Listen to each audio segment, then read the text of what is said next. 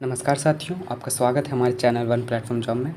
आज हम आपके लिए विज्ञान के कुछ महत्वपूर्ण प्रश्न लाए हैं जो आपके लिए महत्वपूर्ण हैं। चलिए शुरू करते हैं। पौधे में जाइलम किसके लिए जिम्मेदार होता है? The xylem in a plant are responsible for पानी के परिवहन के लिए, ट्रांसपोर्ट ऑफ वाटर भोजन के परिवहन के लिए, ट्रांसपोर्ट ऑफ फूड अमीनो अम्ल के परिवहन के लिए, ट्रांसपोर्ट ऑफ अमीनो एसिड या ऑक्सीजन के परिवहन के लिए, ट्रांसपोर्ट ऑफ ऑक्सीजन।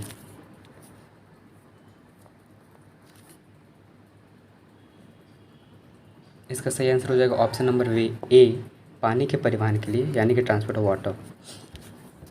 चलिए बढ़ते हैं नेक्स्ट क्वेश्चन की ओर।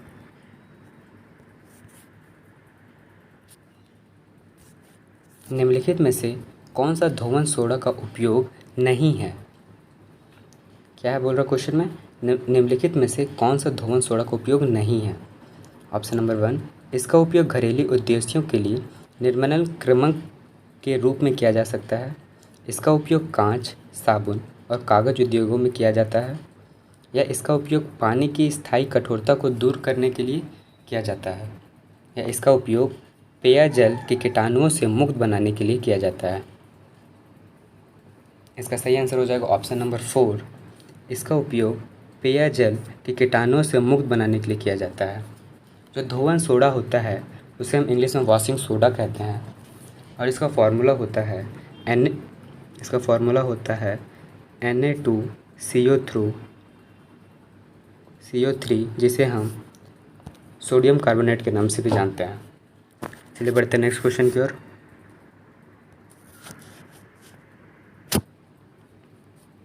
मनुष्य के शरीर में सबसे बड़ी ग्रंथि कौन सी है? The largest gland in the human body is यकृत यानी कि लीवर, लार ग्रंथि यानी कि सलेवरी ग्लैंड, अतिस्रवी ग्रंथि यानी कि इंडोक्राइन ग्लैंड, या पित्ताशय बाइल।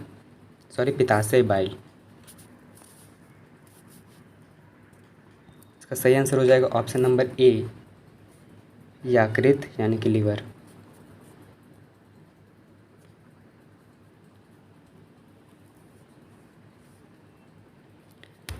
क्या होता है जब प्रकाश हवा से कांच तक यात्रा करता है? What happen when light travel from air to glass? ये सामान्य रेखा की ओर झुकता है, ये समान रेखा से दूर झुक जाता है, या कोई बदलाव नहीं होता, या ऑप्शन नंबर 4, या सामान्य रेखा के समांतर हो जाता है। इसका सही आंसर होगा ऑप्शन नंबर ए, ये समान रेखा की ओर झुकता है। जैसे ये ग्लास है, यहाँ से एयर ट्रैवल कर रही है और ये है इसका नॉर्मल। तो यहाँ से जैसे एयर ट्रैवल कर रही है, जैसे ही ग्लास में इंटर करेगी तो ये जो अपना एंगल ऑफ इंसिडेंस है, इसका एंगल रिफ्रैक्ट होके जो नॉर्मल के समीप आ जाएगा, नॉर्मल की ओर झुक जाएगा। इसलिए इसका आंसर ए हो जाएगा, ये सामान्य रेखा की ओर झुकता है। चलिए बढ़ते हैं नेक्स्ट क्वेश्चन की ओर। शैवालों के अध्ययन संबंधी विज्ञान को डैश कहा जाता है? The study of algae is known as dash, mycology, option number B phycology, option number C virology, option number D botany. इसका सही आंसर हो जाएगा option number B phycology. Phycology algae की पढ़ाई होती है, एल्गी की पढ़ाई होती है। और जो माइकोलॉजी है वो फंगी की पढ़ाई होती है। और जो वायरोलॉजी है ये वायरस और जो वायरल डिजीज़ेस होते हैं उनकी पढ़ाई होती है। जो बॉटनी होती है वो प्लांट की पढ़ाई होती है।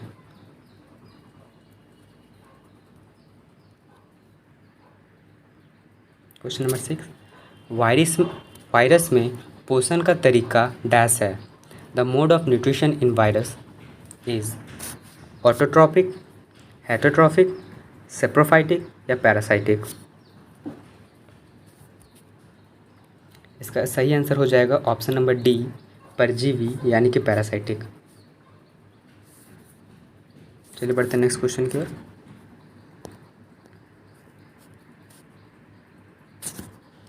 परमाणु के नाभिक में कौन कौन से मूल कण होते हैं? What are the fundamental particles present in nucleus of an atom? Option number A, electron proton. Option number B, proton neutron. Option number C, neutron और इलेक्ट्रॉन। या ऑप्शन नंबर डी, न्यूट्रॉन या पॉजिट्रॉन। इसका सही answer हो जाएगा option number B, proton और neutron.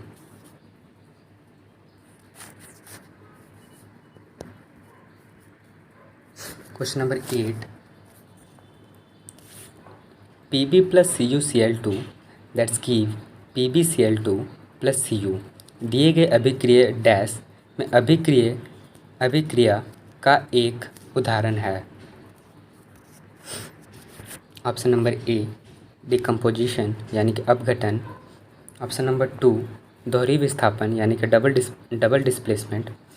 Option number C, संयोजन मतलब कि कॉम्बिनेशन। और या ऑप्शन नंबर डी, विस्थापन यानी कि डिस्प्लेसमेंट। इसका सही आंसर हो जाएगा ऑप्शन नंबर डी, विस्थापन यानी कि डिस्प्लेसमेंट। क्योंकि जो Pb है, CuCl2 that's give PbCl2 Cu। जो यहाँ लेड है, लेड यहाँ पे देखिए, लेड यहाँ से डिस्प्लेस होके यहाँ लेड क्लोराइड बना रहा है। और जो यहाँ पे Cu यानी कि कैल्शियम यहाँ पे डिस्प्लेस हो जा रहा है, इसलिए इस ऑप्शन हो जाएगा ऑप्शन नंबर डी, विस्थापन।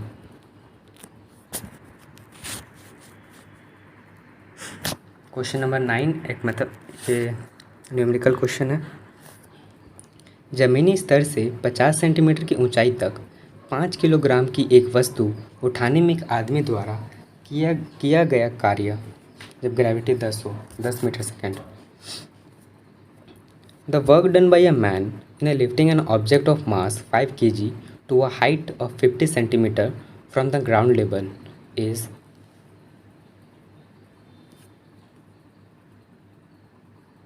चलिए इसको सॉल्व करके देखते हैं। वर्क डन का फॉर्मूला होता है mgh। ये मास हमारा हो गया 5 kg और ग्रेविटी यहाँ पे हमारा 10 दिया हुआ है। और यहाँ पे जो हाइट है, हाइट यहाँ पे सेंटीमीटर में दिया हुआ है। हाइट यहाँ सेंटीमीटर में दिया हुआ है 50 सेंटीमीटर। तो इसको हमको चेंज करना पड़ेगा मीटर में, इसलिए तो डिवाइड करेंगे 100 से। तो काटने के बाद इसका हो जाएगा यहाँ पे 5 × 10 यहाँ पे 50 हो गया और यहाँ 1/2। तो इसे हम 1/2 से इंटू करेंगे तो इसका आंसर हो जाएगा 25 जूल।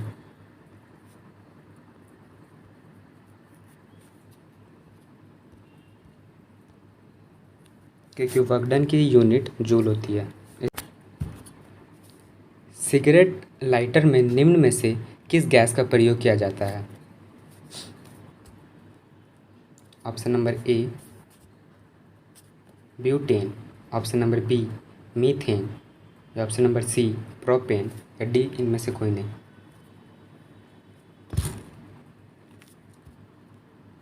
इसका सही आंसर हो जाएगा ऑप्शन नंबर ए, ब्यूटेन। क्योंकि इसमें आग बहुत जल्दी पकड़ लेती है और ये ऑर्डरलेस होता है इसलिए, और फ्लेमेबल बहुत जल्दी इसमें आग पकड़ जाता है।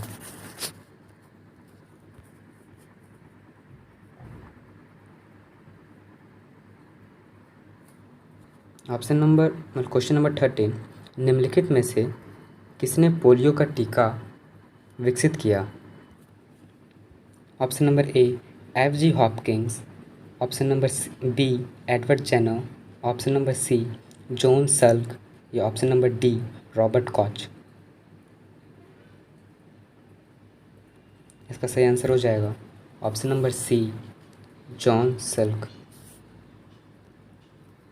चलिए बढ़ते हैं नेक्स्ट क्वेश्चन की ओर।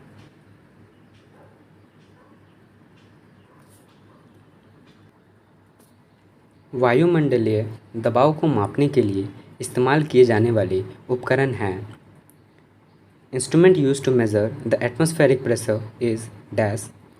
Option number A hydrometer, option number B barometer या ऑप्शन नंबर सी थर्मोमीटर या D nanometre.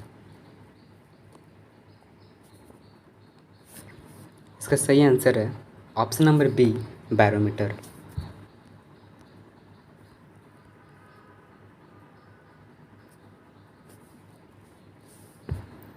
What is the SI unit of inductance? Option number A farad, B ohm, C henry या D candela. इसका सही answer हो जाएगा option number सी Henry. ये हमारे आज का लास्ट क्वेश्चन था।